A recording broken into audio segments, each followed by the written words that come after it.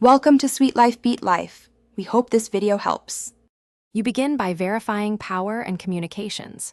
First, confirm battery voltage is at least 24V and fuel above 25%. These keep modules awake.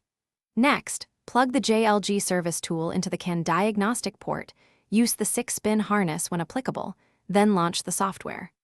Once connected, switch the machine into service mode so you can read live data and stored faults. This is critical because live values show failing sensors versus transient errors, and you'll want a snapshot before clearing anything.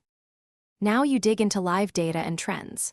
Open the parameter list and monitor engine RPM, oil pressure, hydraulic temperatures, and boom position sensors in real time.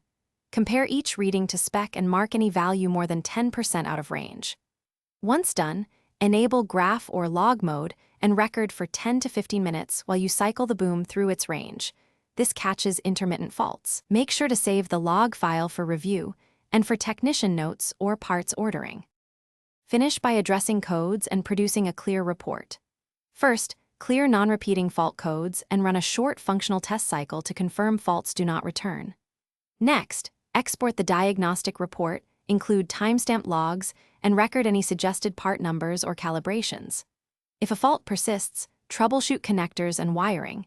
Inspect CAN continuity and verify clean, tight grounds, because 80% of lingering errors are poor connections. If needed, repeat live logging after each. Thanks for watching. Consider subscribing if we helped you.